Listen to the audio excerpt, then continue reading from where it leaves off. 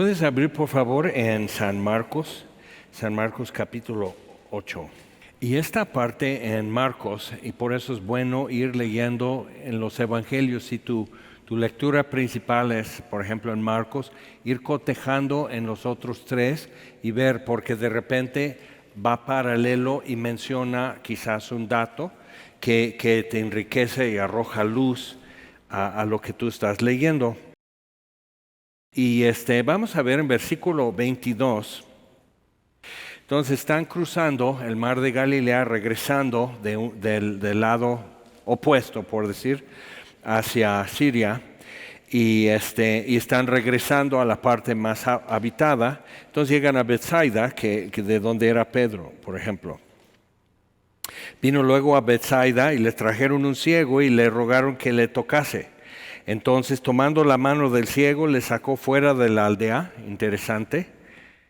O sea, menos público, menos atención. Y escupiendo en sus ojos. ¿Alguien está enfermo? Escupiendo en sus ojos, le puso las manos encima y le preguntó si veía algo. Él mirando dijo: veo los hombres como árboles, pero los veo que andan. Es muy raro esto. Luego le puso otra vez las manos sobre los ojos, le hizo que mirase y fue restablecido y vio de lejos y claramente a todos. Y lo envió a su casa diciendo: no entres en la aldea ni lo digas a nadie en la aldea. Entonces es importante ver eso. Otra vez es otro caso que Jesús no hace como que no hay como fórmula o protocolo para lo que Él va a hacer. Entonces eso nos obliga como a tomar un paso atrás y tratar de ver más ampliamente esto y ver si hay otro patrón que podemos detectar en esto. Pero es maravilloso. Entonces, simplemente lo inserta Marcos y enseguida, versículo 27, salieron Jesús y sus discípulos por las aldeas de Cesarea de Filipo. En el camino preguntó a sus discípulos diciéndoles: ¿quién dicen los hombres que soy yo? Ahora, Cesarea de Filipo era, antes de eso, los griegos, cuando Alejandro Magno, hay una cueva ahí y tenía en la antigüedad como un pozo que de ahí manaba el agua, pero no podían, o sea, con cuerda y una piedra no podían detectar la profundidad. Y los griegos tenían la creencia de que las cuevas son portales al inframundo. Entonces los cananeos, antes de todo, o sea, cuando estaban ahí, antes de la conquista, antes de los israelitas y todo eso, tenían ese lugar y lo dedicaban al servicio de Baal, que es dios de fertilidad. Entonces los griegos igual empezaron a tener eso. Entonces llega Roma y entonces Herodes hace un templo a César Augusto, luego hace otro templo, todo en el estilo clásico greco-romano, hace otro templo a Zeus. Entonces tienen como una terraza y eso es dedicado, ya es donde danzan con chivos, ¿ok?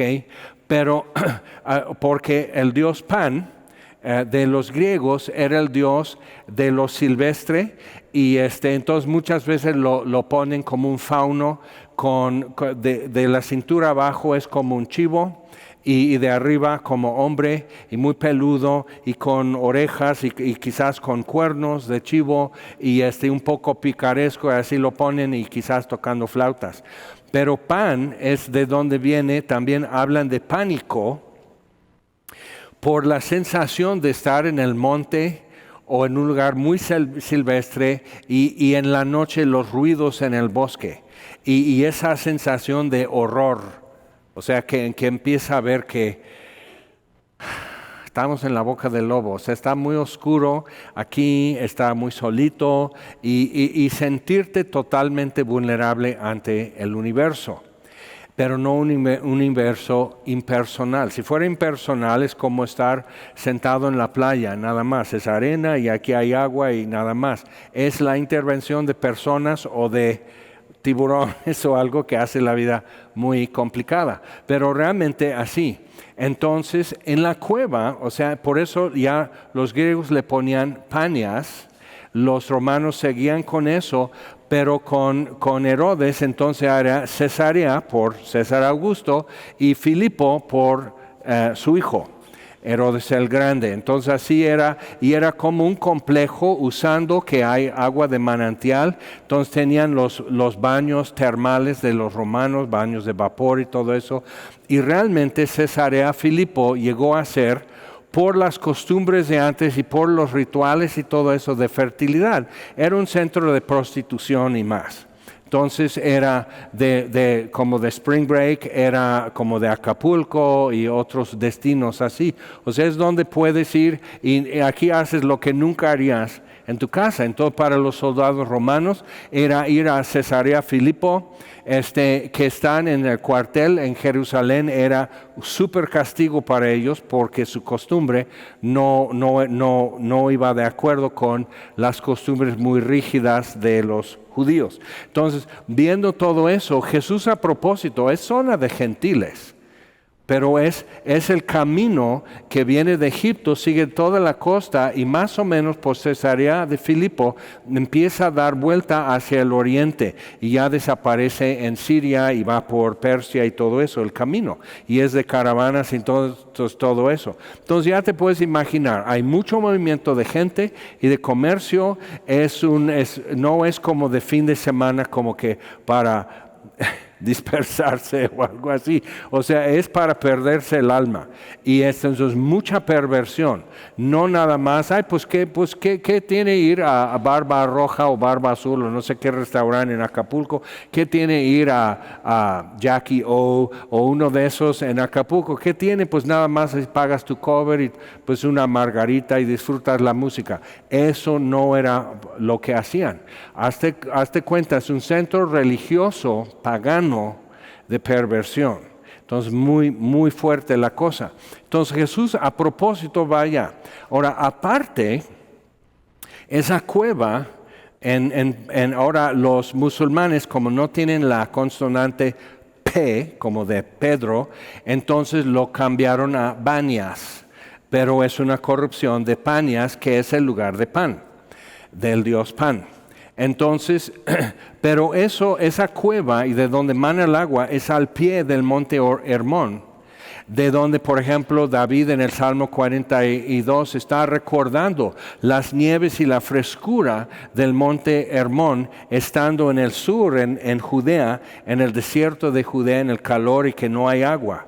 Entonces, como el ciervo brama por las aguas, porque hay un lugar donde encuentras esos ciervos monteses de Israel, y donde gotea el agua así, y es donde Gedeón fue a beber agua con sus hombres en el libro de Jueces. Entonces hay un estanque y ahí van los animales a beber agua, pero ya es poquito. Entonces dice, aquí en el Jordán, me acuerdo, pero ese pozo es fuente, es origen del río Jordán, y es la destilación de las nieves de Monte Hermón. Entonces de ahí abajo es un manantial, pero aparte, Monte Hermón significa lugar sagrado. Entonces, eso es lo que significa, pero la tradición desde el libro de Enoc, que Judas cita, en la epístola de Judas cita el libro de Enoc, pero el libro de Enoc ya fue muy corrompido por redacción y mucho de esto, entonces no hay una copia como intacta bien del libro de Enoc y lo empezaron a usar para otras cosas. De vez en cuando en internet va a salir algo acerca del libro de Enoc y ovnis y cosas así, para que veas. Pero en el original, libro 1 del libro de Enoc, habla de ángeles caídos y donde vienen bajando del cielo fue sobre el monte Hermón, en el libro de Enoc, y son los que menciona antes del diluvio, que son los que tomaron mujeres entre la humanidad, y de ahí nacieron los héroes de la antigüedad. Entonces, realmente de quienes estamos hablando es Zeus, Neptuno, Apolos, o sea, estamos hablando de los dioses de la antigüedad y todos sus proyectos por ahí. Ok, entonces eso es lo que los discípulos tienen.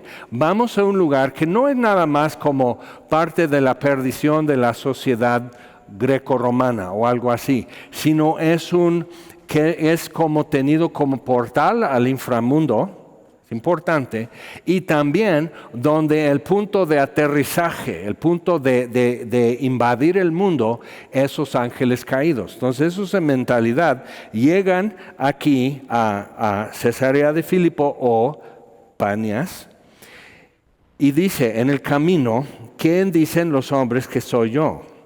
Ellos respondieron, unos, Juan el Bautista, otros, Elías, y otros, algunos de los profetas. Entonces él les dijo, ¿y vosotros quién decís que soy? Respondiendo Pedro le dijo, tú eres el Cristo.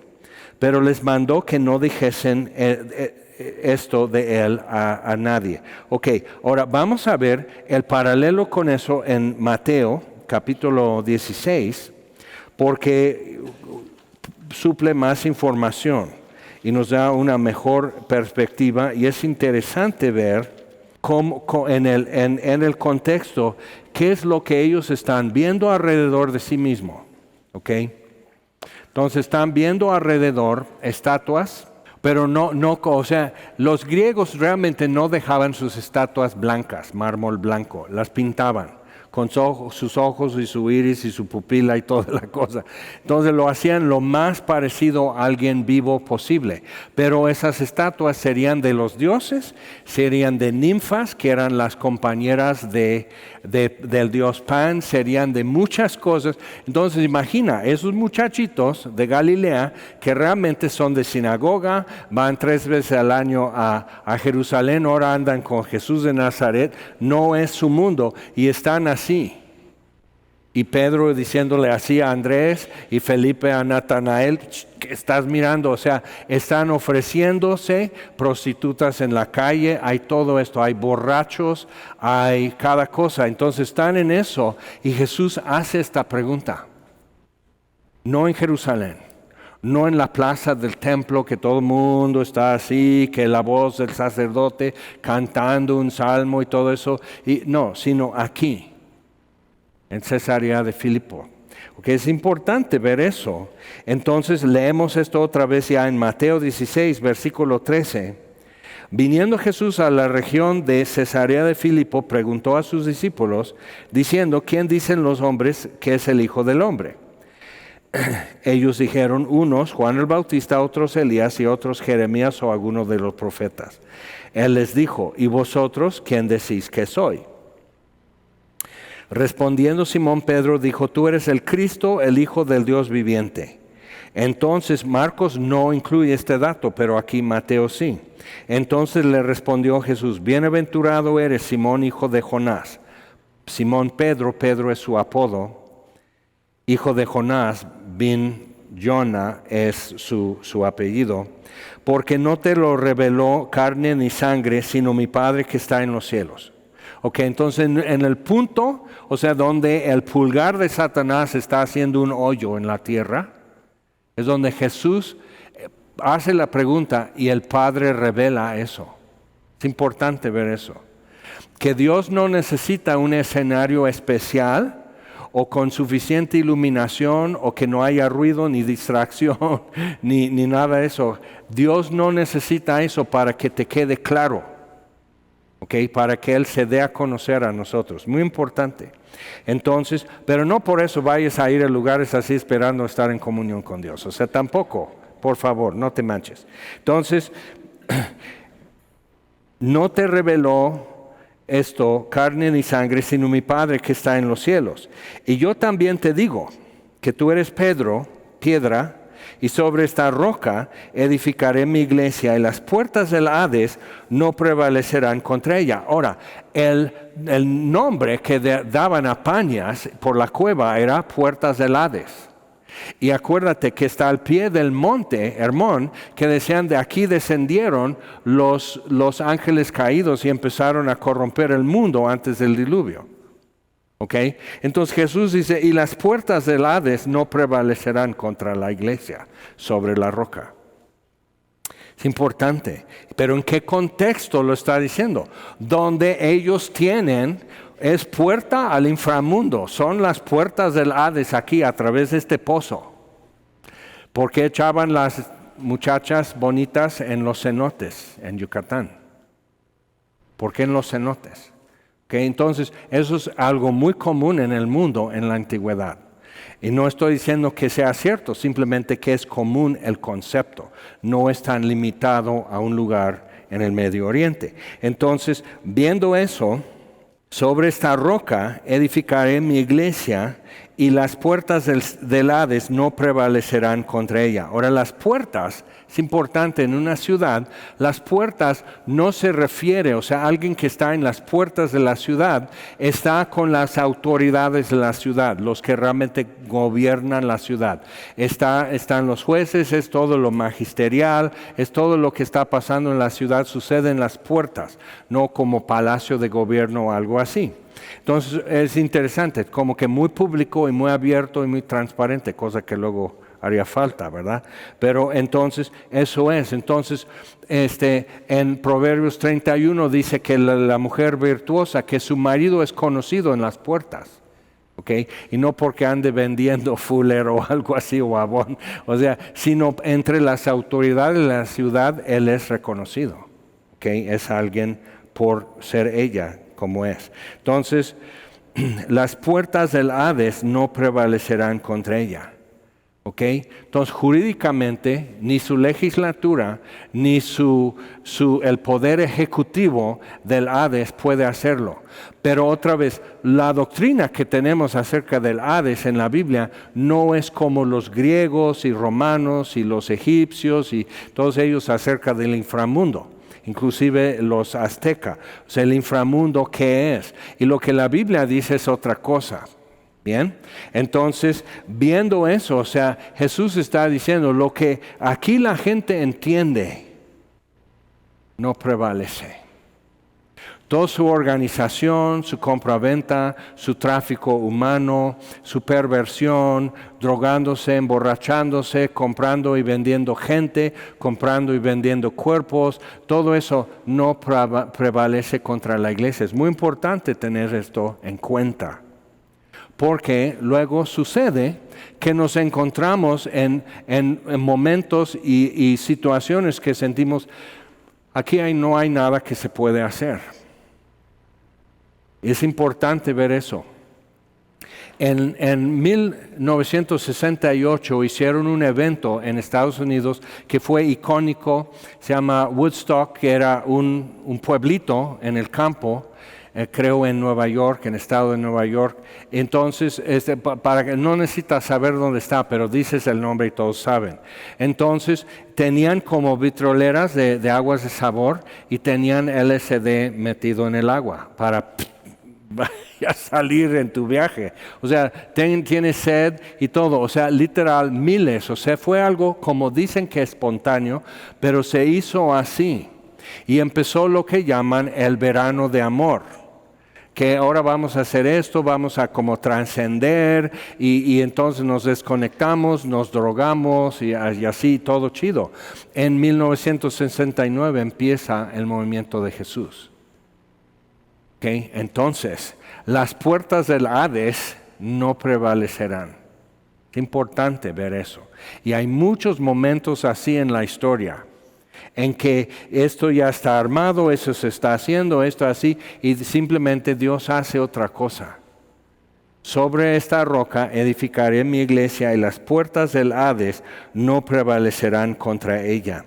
Y de repente nos damos cuenta que estamos otra vez en semejante momento y semejante situación.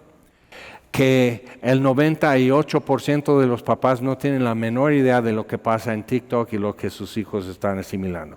El 98% de los papás no piensan que sea algo peligroso para sus hijos que vean mucho anime en YouTube y en Internet y todo eso, no saben. Entonces se preguntan por qué tanto están metidos con eso, por qué tantas ideas, por qué tanto pensamiento de suicidio y demás. Entonces tenemos en México que en Tehuacán Viejo Este es el altar de este Dios, este es el altar del otro Dios. Entonces ahí te dicen nomás así. Lo esconden, pero lo saben. Entonces aquí es el altar de Tlaloc, el Dios de lluvia. Y si estás en el valle de Tehuacán, sí necesitas que Tlaloc se acuerde de ti y que vengan las lluvias a tiempo y en abundancia. Pero lo que hacían era torturar niños antes de sacrificarlos, porque las lágrimas de los niños eran agradables para Tlaloc, entonces él respondía con lluvia del cielo. Y así en Tenochtitlán también.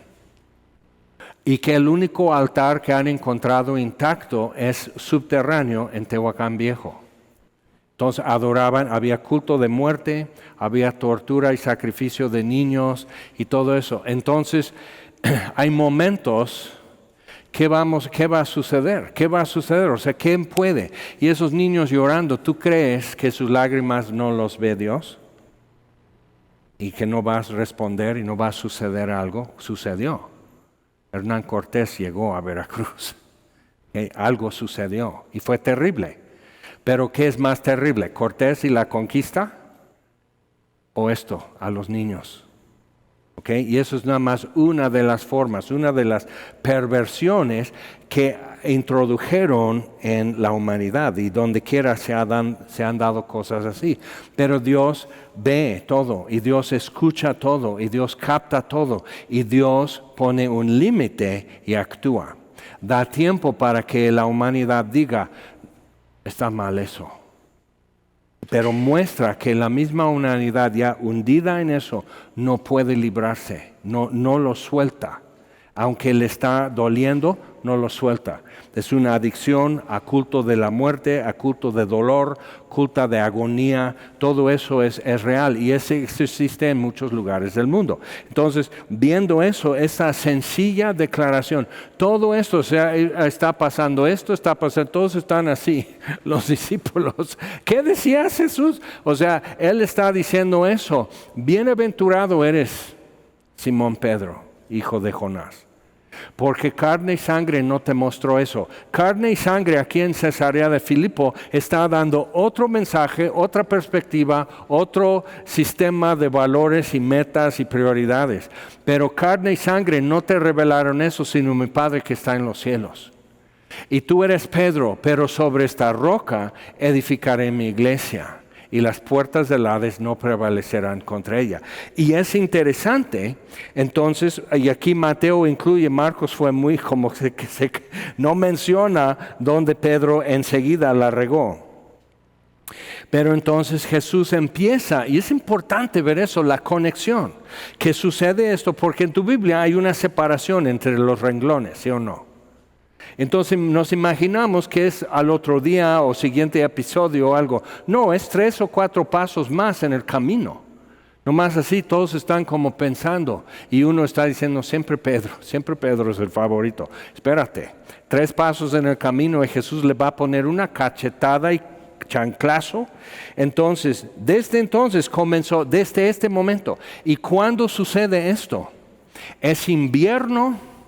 Y en la primavera es la Pascua y Jesús va a estar en Jerusalén crucificado. O sea, está ya así. O sea, salen de ahí, de esta región de Galilea, regresan a Galilea, ya salen con todos los peregrinos rumbo a Jerusalén, pasa por Jericó, visita a Zaqueo, salvación llega a su casa, saliendo de Jericó, sana Bartimeo el ciego, suben a Jerusalén, la procesión, la entrada triunfal de Jesús, Domingo de Ramos y ya lo demás viene.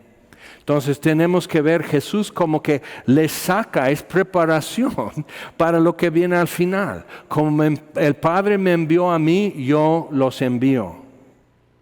Entonces le saca a donde ellos nunca irían, sino irían con otros judíos. Le saca a esto y dice, ve, y las puertas del Hades.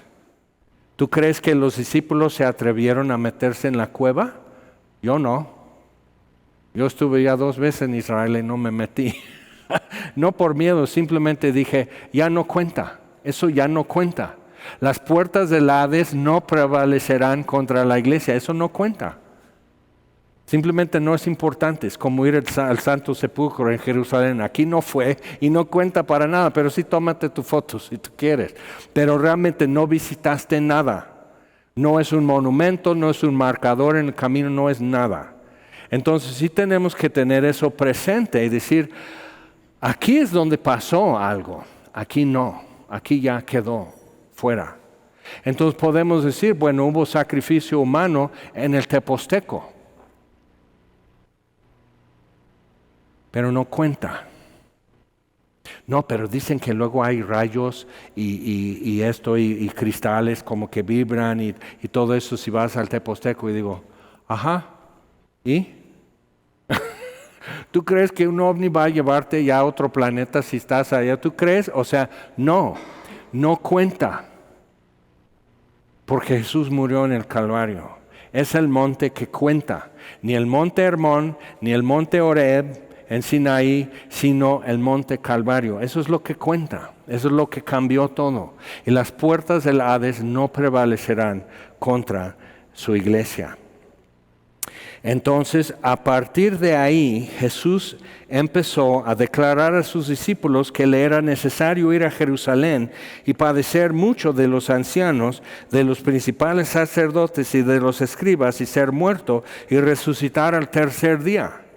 Pero ya en el mero día, ¿alguien se acordaba? No. O sea, no ponían atención porque no tenían una referencia. No podían, si es el Mesías, vamos a esto y lo que sigue. Y hablando así, las puertas del Hades no prevalecerán. Dice, pues claro, o sea, vamos así. Va a la entrada triunfal y todos están así. Sí, así vamos. Shalom, shalom. O sea, todos los niños cantando y todo esto es. O sea, ya hemos llegado y pasado mañana Jesús expulsa a los romanos. No. Y Cesarea Filipo queda todavía para ustedes. Visiten y evangelicen, chicos. Entonces están así. ¿Qué? Mateo dice con esto que entendieron después.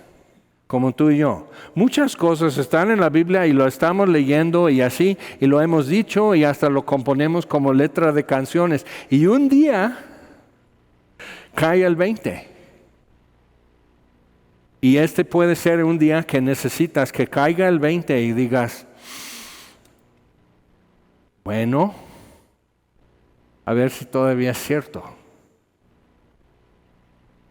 Entonces, pero lo relaciona Jesús, esto de las puertas del Hades, en un entorno complicado, intenso, oscuro, y no, como que no están ahí queriendo que, hola, venimos anunciando las buenas nuevas de Jesús nuestro Salvador. O sea, imagínate, te voltean así una cubeta de basura encima. No es el momento, aquí no. Las puertas del Hades no prevalecerán contra ella. ¿Eso crees? ¿Realmente lo traes y lo crees? Es importante ver eso porque enseguida habla de su muerte en Jerusalén, que viene pronto. Relacionado.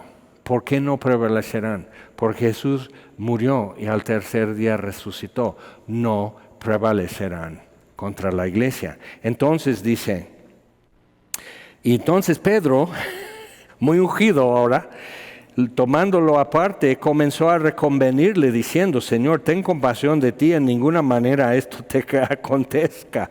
Porque Pedro va por otro lado, él está siguiendo como otra secuencia en su cabeza de lo que debe suceder. Pero no puede ser así si vamos a estar con las puertas del Hades tragando miles y miles de almas.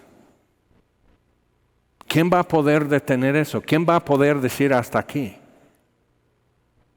Entonces Jesús tiene que morir por nosotros. Pero esto, no. Pedro, él volviéndose, dijo a Pedro, quítate delante de mí, Satanás. Satanás es simplemente adversario, pero qué feo. O sea, no hay idioma, lo puedes poner en arameo. Jesús se lo dice en arameo, suena igual que feo. O sea, quítate de mí, o sea, como perro, sáquese. Pero le dice a Satanás, me eres tropiezo. Entonces Pedro tenía una forma, por la amistad y la confianza, tenía una forma de tentar a Jesús. Y Jesús tuvo que dejar esto muy claro, que Pedro, no intentes hacer esto conmigo. Entonces me eres tropiezo porque no pones la mira en las cosas de Dios, sino en las de los hombres. Y sangre y carne, Pedro, no te revelaron quién soy. Entonces escoge, de una vez entiende esto y desecha aquello, deséchalo, desecha el brazo de la carne, desecha lo que la carne estima, lo que la carne persigue, deséchalo, porque destruye. Entonces está así, no. Y luego Jesús dijo a sus discípulos, y Pedro queriendo que ya le trague la tierra, pues aquí enseguida está el pozo que no tiene fondo, ahí en la cueva, pero seguramente pan, allá te recibe el cuernudo, ahí sí, con gusto. Entonces, ¿qué? Si alguno quiere venir en pos de mí, realmente Jesús está pintando aquí la raya. A partir de este momento, si alguno quiere venir en pos de mí, dice a sus 12, si alguno quiere venir en pos de mí, niéguese a sí mismo y tome su cruz y sígame. No lo está diciendo nomás a una multitud X por ahí, sino a estos, sus discípulos. Si ustedes quieren seguir, esos son los términos. Es muy fuerte. Pero alrededor está todo esto. ¡Ja, ja, ja, ja! ¡Ay, déjame, bruto! Y, o sea, todo eso está pasando. Un soldado romano vomitando aquí para otra vez seguir comiendo y tragando. O sea, todo eso está pasando. Es horrible. Y son las puertas del Hades. Y ellos creen que eso es bueno. Porque de ahí salen los dioses en la primavera y restauran la tierra. Pero mira lo que está pasando frente a las puertas del Hades. O sea, ellos no ven que... No, o sea, ¿seguro que no es la misma muerte lo que nos espera? Entonces, así. Porque todo el que quiera salvar su vida la perderá, y todo el que pierda su vida por causa de mí la hallará. Porque ¿qué aprovechará al hombre si ganare todo el mundo y perdere su alma? ¿O qué recompensa dará el hombre por su alma? Porque el Hijo del Hombre vendrá en la gloria de su Padre con sus ángeles. Acuérdate, no con otros ángeles, con sus ángeles. Y entonces pagará a cada uno conforme a sus obras.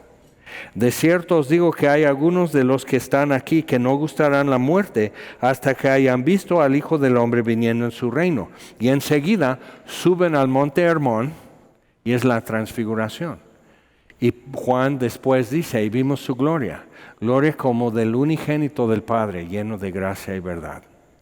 Pedro después escribe, dice, no les dimos a conocer fábulas, sino con nuestros ojos vimos su gloria.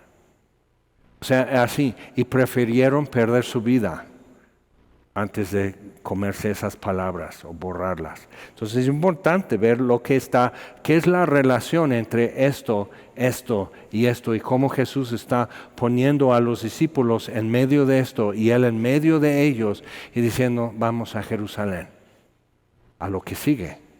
Es importante ver eso. Ahora vamos a Apocalipsis capítulo 2 y dices, Apocalipsis. Sí, no te preocupes, no va a ser. Muchos tienen miedo. Pero Jesús tiene algo que decir a varias iglesias en Asia Menor. Y aquí en Apocalipsis 2, versículo 12, dice algo para aquellos que sienten que no, pues yo vivo en Cesarea de Filipo, en el tianguis, junto al antro. O sea, yo vivo en eso. O sea, eso es el entorno, eso es punchis, 24 horas al día, las risas, los gritos, el olor, todo lo que está pasando. O sea, así. Escribe al ángel de la iglesia en Pérgamo, versículo 12. El que tiene la espada aguda de 2 filos, que es su palabra, dice esto. Yo conozco tus obras y dónde moras, donde está el trono de Satanás. Y si tú identificas, de repente dices, Sí, así es. Pero retienes mi nombre y no has negado mi fe. Ni aun en los días en que Antipas, mi testigo fiel, fue muerto entre vosotros, donde mora Satanás. O sea, no fue fácil, de tal manera, persecución y hasta muerte. Entonces no fue nada fácil. Entonces les exhorta, porque ya estaban como que cediendo un poco de territorio, un poco de su ventaja. Y luego da una promesa, versículo 17. El que tiene oído, oiga lo que el Espíritu dice a las iglesias. Al que venciere, daré a comer del maná escondido. El maná escondido estaba en un tazón de oro que dejaron en el arca del pacto como recuerdo, como testimonio de cómo Dios los sustentó 40 años. El maná escondido. Pero ¿cómo puedes comer de ese maná si está dentro del arca, que está en el lugar santísimo? O sea, ¿cómo? Jesús dice, yo me encargo. Pero eso, yo te sustento. Y le daré una piedrecita blanca. Y en la piedrecita escrito un nombre nuevo, el cual ninguno conoce sino aquel que lo recibe. Ahora, los griegos tenían la forma, todos los hombres mayores de edad de una ciudad eran ciudadanos. Ahora ciudadanos son de un país, pero eran de esa ciudad. Y había un registro. ¿Ves que otra parte dice, al que venciere no borraré su nombre del libro de la vida? Cuando algún ciudadano moría, entonces tomaban tinta y borraban con la tinta. O sea, ponían una mancha negra, ya no vive aquí, ya murió. Entonces, no borraré su nombre del libro de la vida. Pero aquí dice, le daré una piedrecita blanca. Entonces lo que hacían es que habría una urna de piedrecitas blancas y piedrecitas negras.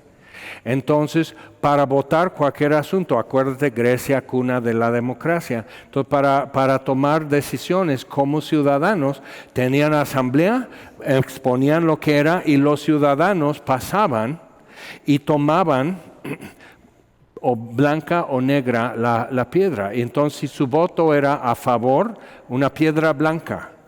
Y si no, una piedra negra. Entonces, pero ya, sí o no. Entonces, lo que Jesús está diciendo es que ya tienes siempre un voto a favor con tu nombre escrito. Dice, y en la piedrecita escrito un nombre nuevo, el cual ninguno conoce sino aquel que lo recibe. Eso es la promesa al que vence. Donde está el trono de Satanás, donde Satanás mora. Es muy fuerte esto. Pero entonces podemos decir, bueno, ¿dónde está hoy su trono? ¿Dónde mora Satanás hoy? No está en el infierno, No es su hogar y no está su trono ahí. Entonces, o sea, es como decir, pero Dios sabe dónde yo vivo. Y muchas veces nos sentimos invisibles, como que nos sentimos que no cuenta lo que estoy viviendo, lo que contemplo yo, lo que tengo que enfrentar cada día. Y Dios dice, yo sé dónde vives y conozco tus obras. Y sé dónde vives es difícil y que has guardado la fe, aún en los días que fueron muy difíciles, que había peligro hasta de muerte. Has retenido mi nombre. Okay, entonces es muy importante ver eso y luego da una promesa. Alguien que podría sentirse invisible, que nada le va a tomar en cuenta, que nada va a su favor y que me va a sustentar. O sea, si yo tomo esta opción, ya pierdo todo el sustento. Jesús dice, yo le daré del maná escondido. Yo le sustento. Entonces tenemos que escuchar eso y los discípulos iban a ir comprobando todo eso. Ese día nomás están así, ya que ya se van dejando atrás la ciudad y todo su ruido y todo su quehacer y toda su locura, van dejando eso, regresando a las aldeas de Galilea, viendo gente que es como ellos y todo eso, y eso que era tan ajeno para ellos, pero iban a tener que estar entre ellos. Pedro murió en Roma. Iban a tener que caminar entre todo eso. ¿Y qué van a decir a otros que están así? ¿Qué va a suceder? ¿Quién me va a sustentar? ¿Cómo puedo saber? Y un voto a mi favor, Jesús dice, bien, ya vas uno adelantado. Entonces necesitamos ver eso y cómo Jesús lo relaciona. O sea, la forma de poder decir, ok, entonces yo estoy edificado sobre la roca. Y Jesús dice, así, y las puertas del Hades no prevalecerán. Y ahora, pues chicos, vamos a Jerusalén porque me van a crucificar. Y al tercer día resucitaré. Y entonces Pedro dice, no, cambio de planes, eso no te conviene. Jesús dice, si me quieres seguir, si quieres estar sobre la roca, si quieres estar donde las puertas del Hades no prevalecen, si quieres que yo te dé del maná escondido, si quieres una piedrecita blanca con tu nombre escrito, o sea, si tú quieres todo eso, si tú quieres seguir en pos de mí, estos son los términos. Niégate, toma tu cruz y sígueme. Y si pierdes tu vida, no pierdes nada, porque yo me encargo. Y necesitas tomar eso y decir, bueno, entonces,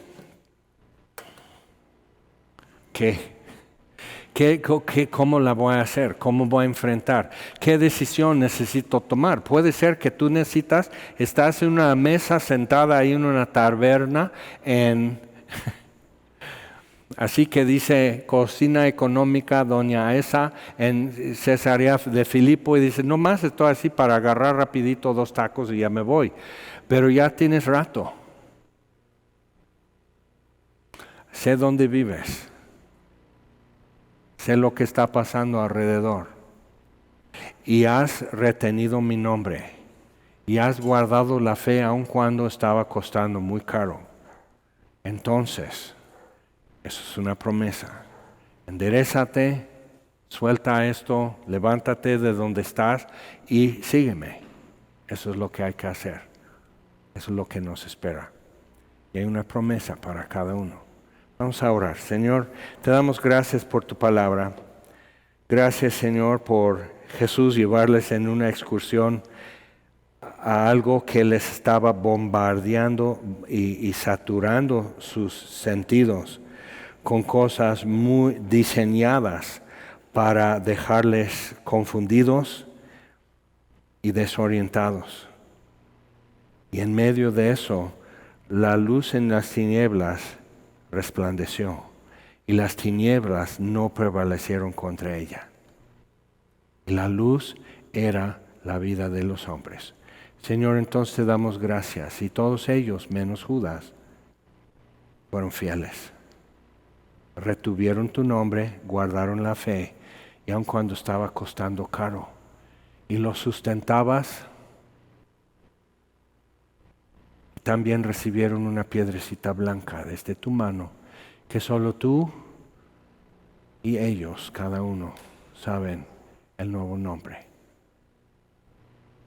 Entonces, tanto nos ves que ya tienes un nombre especial para cada uno.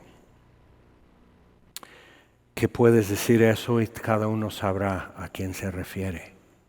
Pero es un secreto. Entonces, Señor, te damos gracias.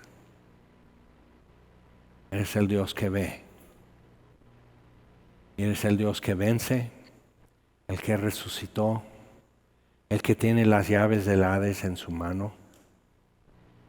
En su mano también tiene las 7 estrellas. Entonces, Señor, te damos gracias. Tú que caminas entre las iglesias como si fueran lámparas. Señor, te damos gracias. Entonces, venos donde estamos, donde vivimos. Ve donde cae la sombra del trono de Satanás, donde estorba, donde hace ruido, donde no deja dormir, donde no deja pensar. Señor, ve donde cada uno está, te pedimos. Porque queremos seguirte. Damos gracias, Señor. Jesús, llévanos como tus ovejas a la siguiente parte. 2 metros más en el camino. Señor, llévanos en esto. Gracias te damos, Señor. Amén. Señor, los bendiga.